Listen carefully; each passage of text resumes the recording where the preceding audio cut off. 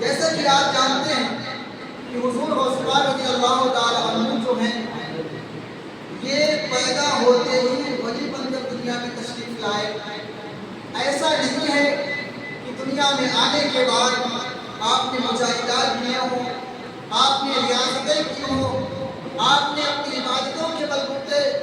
آپ نے اپنے تقویٰ کے بلبوتے ولایت کے منصب پر آپ فائز ہوئے ہوں. ایسا نہیں ہے, بلکہ آپ پیدا ہوتے ہی وہی بن کر پیدا ہوئے. اور اتنا ہی نہیں, بڑے پیر تو اتنے شانوں والے ہیں کہ پیدا ہو رہے ہیں بعد میں, مگر ان سے پہلے بھی جو اولیاء کرام دنیا میں آئے, تمام اولیاء کرام نے اپنے اپنے حلقے میں اپنے اپنے مریدوں کے درمیان یہ بشارتیں دی, یہ بتایا, یہ نصیحتیں کی, اے میرے چاہنے والوں, اے لوگوں, 5ویں صدی ہجری میں ایک ایسا قطب پیدا ہوگا, ایک ایسا شیخ دنیا میں آئے گا جس کا نام عبدالقادر ہوگا, لقب مقیم الدین ہوگا, اور دنیا والے اس کو غوث اعظم کے نام سے جانا کریں گے. یہ بڑے پیر دستگیر رضی اللہ تعالی عنہ کی شان ہے. آپ اس سے اندازہ کریں, سرکار غوث پاک رضی اللہ تعالی عنہ ایسے گھرانے میں پیدا ہوئے ہیں, ایسے گھرانے میں آپ نے اپنی آنکھیں کھولی ہیں. پورا گھرانہ جو ہے ولیوں کا گھرانہ تھا, پورا گھرانہ جو ہے اولیاء اللہ کا گھرانہ تھا. جیسے آپ اگر اپنے ذہن کو قریب کریں اور دیکھیں, آپ کے والد بزرگوار جن کا نام حضرت ابو صالح موسیٰ دوست جنگی رضی اللہ تعالی عنہ ہے, یہ خود اللہ کے اتنے برگزیدہ بندے تھے کہ جوانی کے عالم میں ان کا واقعہ یہ ملتا ہے. آپ دریا کے قریب سیر کر رہے تھے اور سیاحت کر رہے تھے, یہاں آپ روزے کی حالت میں تھے. روزہ افطار کا وقت آیا, کچھ نہ ملا تو آپ نے کیا دیکھا, دریا میں ایک سیب بہتا ہوا جا رہا ہے. آپ نے اٹھا کر کے اور اس سے روزہ افطار کر لیا, اپنی بھوک مٹا لی, اور بھوک مٹانے کے بعد یہ خیال پیدا ہوا, اے سالے, تو نے جو سیب کھایا ہے اس کے مالک سے نے اس کی اجازت نہیں دی ہے. پھر آپ نے اس سیب کی معافی تلافی کے لیے آپ دریا کے اسی طرف گئے جس طرف سے پانی بہ رہا تھا, اور آپ اس باغ میں پہنچے جہاں پر آپ کا گمان تھا کہ شاید کسی باغ کا سیب ہو, تو دریا میں گیا ہو اور آپ اس باغ کے مالک سے ملتے ہیں. آپ نے تفسیر سے واقعہ سنا ہوگا, آپ نے اس سیب کی معافی کے لیے 12 سال اس کے جہاں باغ میں نوکری فرمائی ہے, اور اس کے بعد میں بھی معافی نہ ملی بلکہ شرط یہ لگا دی گئی, اے بندے خدا, میں یہ چاہتا ہوں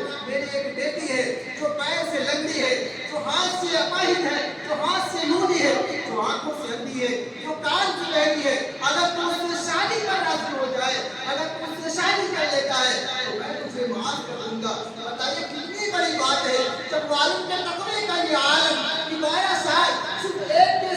سیب کی معافی کے لیے آپ نوکری کریں, اور اتنا ہی نہیں, ایسی لڑکی سے شادی کرنے پر تیار ہو جائے جو پاؤں سے لنگڑی ہو, جو ہاتھ سے لونی ہو, جو آنکھ سے اندھی ہو, جو کان سے بہری ہو. حالانکہ وہ پاؤں سے ظاہراً لنگڑی نہیں تھی, ہاتھ سے لونی نہیں تھی, معاملہ دریا سے اصل یہ تھا کہ انہوں نے کبھی اپنے قدموں کو گناہوں کی طرف نہ لے گئی, کبھی ان کے ہاتھ سے کوئی گناہ سرزد نہ ہوا, کبھی ان کی آنکھیں, کبھی ان کی نظریں جو ہیں غیر محب پر نہ پڑی, کبھی ان کی کانوں نے کوئی ایسی بات نہ سنی جس میں گناہ کا شائبہ ہو. آپ تصور فرمائیں, جب والدین کے تقویٰ کا یہ عالم ہو, جب والدین اتنے بڑے تقویٰ کی منزل پر فائز ہو, اور تقویٰ کے متعلق سے اللہ فرماتا ہے ان اولیاء الا المتقون, بے شک اللہ والے وہ ہیں جو متقی ہیں, جو پرہیزگار ہیں, جو تقویٰ شعار ہیں. جب والدین کا یہ عالم ہے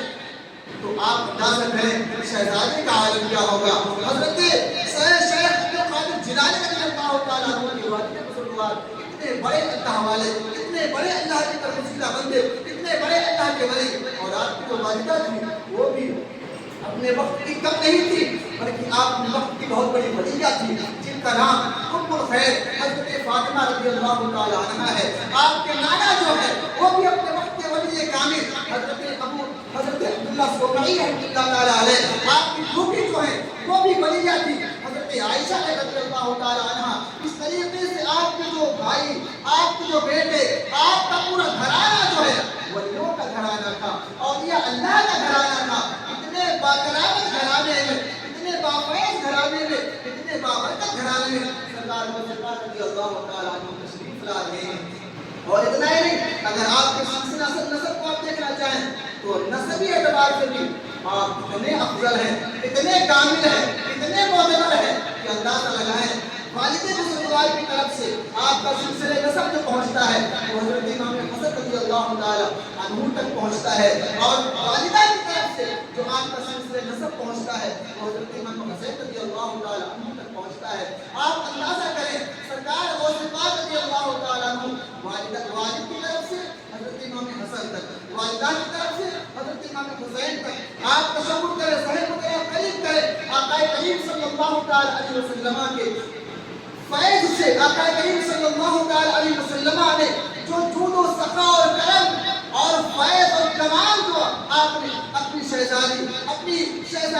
اپنی پیاری لاڈلی بہن کی بیٹی خاتون جنت رضی اللہ تعالی عنہ کے سینے پر نازل فرمایا، وہی فیض ان سے ہو کر کے امام حسن تک پہنچا، امام حسین تک پہنچا۔ اب اسی فیض کے دو دریا ہو گئے، وہ دو دریا وہاں سے چلے، اور چلنے کے بعد میں بڑے پیر ایسے عالم میں پیدا ہو رہے کہ دونوں کا سنگم جو اگر کہیں آپ کو دیکھنا ہو تو سرکار غوث پاک رضی اللہ تعالی عنہ کو دیکھ لو، دونوں طرف کا فیض آ رہا ہے، اور یہ سرکار غوث پاک رضی اللہ تعالی عنہ جو ہے دونوں دریا سے فیض پا رہے ہیں۔ اور اس کے بعد میں سرکار غوث پاک رضی اللہ تعالی عنہ کی ولادت کا معاملات دیکھیں، جب آپ پیدا ہونے کی جب رات آئی،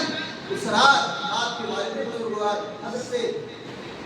ابو صالح موسیٰ دوست نبی رضی اللہ تعالی علیہ نے یہ خواب دیکھا، سرکار دو عالم صلی اللہ تعالی علیہ وسلم ان کے خواب میں تشریف لائے، اور تشریف لانے کے بعد بھی آپ نے بشارت فرمائی، اے صالح تیرے گھر ایک بچہ پیدا ہونے والا ہے، اے صالح جو بچہ پیدا ہونے والا ہے وہ میرا بھی محبوب ہے، اللہ تعالیٰ کا بھی محبوب ہے، اور اے صالح جو بچہ تیرے گھر آنے والا ہے اس کے مقام کا یہ عالم یہ ہے، اس کے مرتبے کا عالم یہ ہے کہ جس طریقے سے اس محبت کو اللہ تعالیٰ نے تمام انبیاء اکرام کے درمیان میں فضیلت عطا فرمائی ہے، اسی طریقے سے تیرا بیٹا جو آنے والا ہے اس کا کمال، اس کا مقام، اس کا مرتبہ اتنا بلند ہوگا کہ اللہ تعالیٰ اولیاء اکرام کے درمیان میں اس کو نمایاں عطا فرمائے گا، اس کو سردار عطا فرمائے گا۔ اسی واقعے پر جب حضرت علامہ شیخ سعدی رحمۃ اللہ تعالیٰ علیہ کی نظر پڑتی ہے تو آپ کہتے ہیں جو محمد درمیان انبیاء، جو محمد درمیان انبیاء،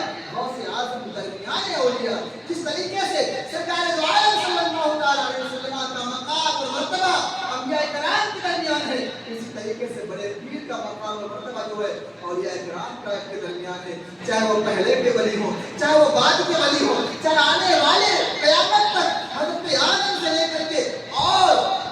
آخری انسان تک جتنے بھی ولی پیدا ہوں گے ان سب کے اگر کوئی سردار